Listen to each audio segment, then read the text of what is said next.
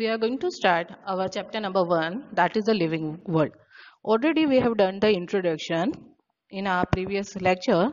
Today we are going to define the unique features of living organisms.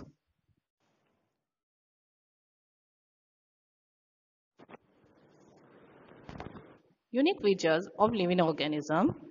First feature is growth. Living organism grow in mass and in number. A multicellular organism increases its mass by cell division. What is mass? Amount of matter present in the body by cell division. What do you mean by cell division? Consider one cell is there. This cell will divide and will produce the two another new cells. Now these two new cells, again it will divide and will produce the four another cell. And like this, the mass is increased. Now in number, how do the living organism grow in number? By reproducing. This reproduction which we are going to study in another feature. In plants, growth is continuous throughout the life and this growth occurs in the meristematic area. Meristematic area is found in root, shoot apex and in leaf nodules. This area shows the cell division. Means here the tissues are present which divides continuously throughout the life. In plants, we have seen that the growth is unlimited, but in animals, growth is limited, and that also occurs to a certain age. Unicellular also grows by cell division. Consider the amoeba. The amoeba will multiply by binary fission and so on. This binary fission we have seen in 10th standard. Now let us see how does the living organism show internal growth. Living organism show internal growth by the formation of the materials and the new cell inside the body. Non-living organisms such as mountain, boulders, crystals also grow. But how do they show the growth? They show the growth by the addition of the similar materials to their outer surface. So we can consider that growth is not only an intrinsic feature which defines the living organism, as non-living things also grow.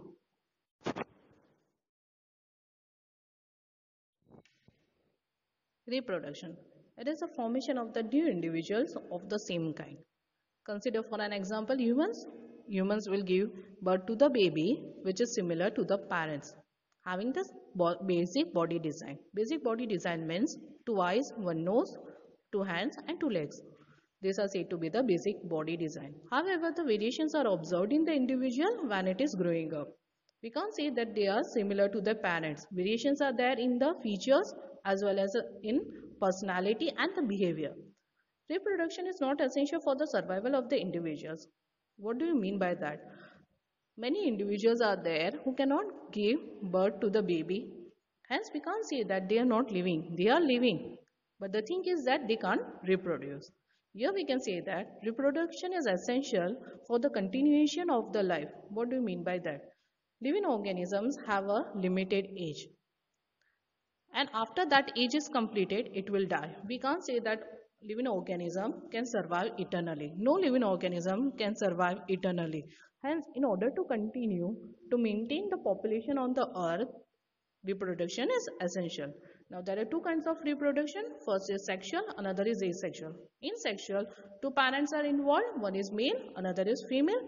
Fusion of the sperm and ovum will give rise to zygote. Zygote will give rise to the fetus and fetus will be formed baby. In asexual reproduction, single parent is involved and the organism which is produced is the total exact copy of the parent.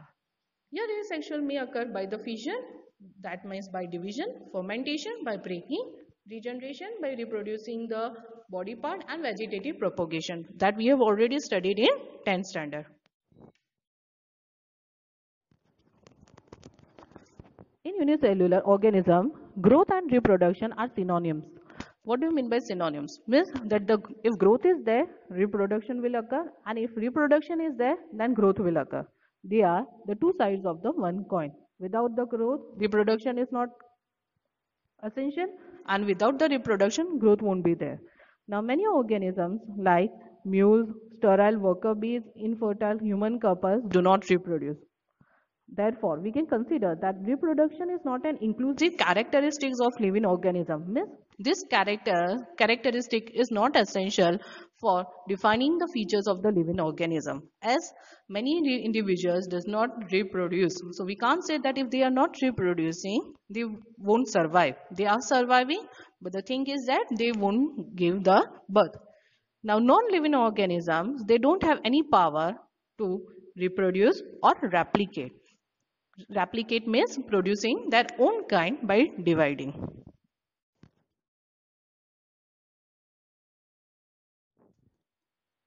Metabolism. The sum total of all the types of chemical reactions occurring in an individual due to the specific interaction among different types of molecules in the interior of the cell is called the metabolism. You know that human organism is an complex organization of the cell. Here, in order to maintain the life, continuously the chemical reactions are occurring. For example, respiration, digestion, circulation. These processes maintain the life of an living organism. Hence, we can say that all these chemical reactions are occurring. Why they are occurring? Because in our body, cells are there. In cells, molecules are there, and these molecules are of different kind. Now, these molecules which are of different types react continuously with each other, and the result is the chemical reactions. And all the sum of this chemical reaction is termed as what? Metabolism. Once again, I am defining our human body is made up of cells. Millions and millions of cells are included in our body. Now, these cells, they are having the different types of the molecules. Now, these molecules interact continuously with each other. And when the interaction is occurring, which results in the chemical reactions. Now, these chemical reactions, which is occurring in our body, are of different types. And the sum of the total of all these chemical reactions are said to be what? Metabolism.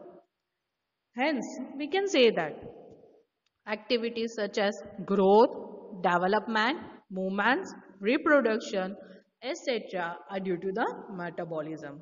Now, there are two types of metabolism. First is catabolism, another is anabolism.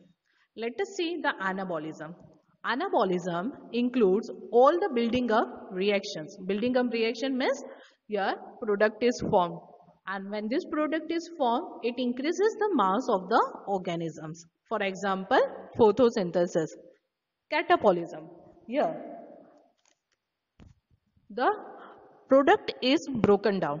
We can say that catabolism is nothing but a breakdown reaction.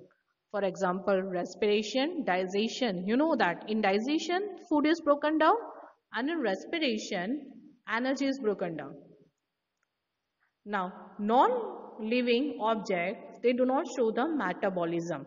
We can say that living organism shows the metabolism and non-living object does not show the metabolism. Thus, we can say that this is the defining property of the living organisms.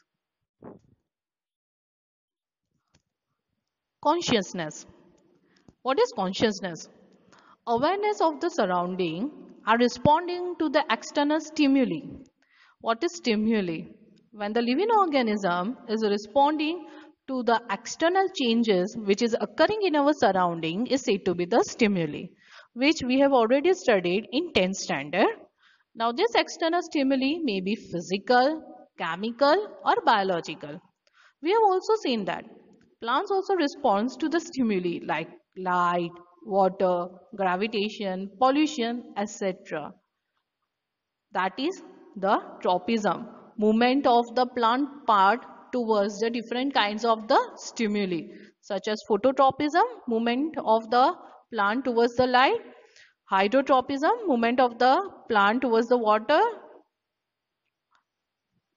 etc. Now, all the living organism from prokaryotic to eukaryotic responds to different kinds of stimuli.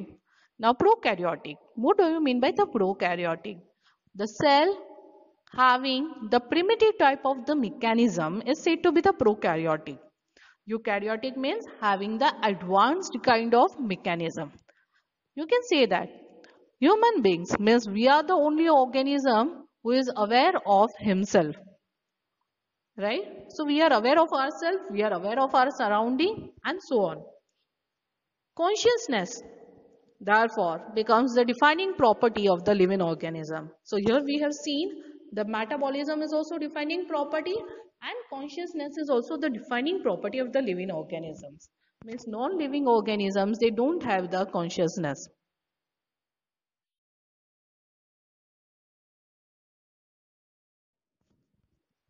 Lifespan. Every living organism has a definite lifespan of birth, growth, maturity, and death. We are not internal. We are not eternal. We are born, we grow, we mature, and lastly we die. Now, living organisms, therefore, we can say that they are self-replicating. Self-replicating means producing the exact copies of itself. Evolving means we are continuously evolving.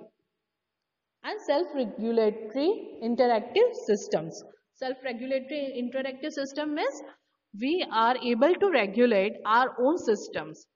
We don't depend on any other for the regulation of our body systems. Hence, we are also capable of responding to the external stimuli.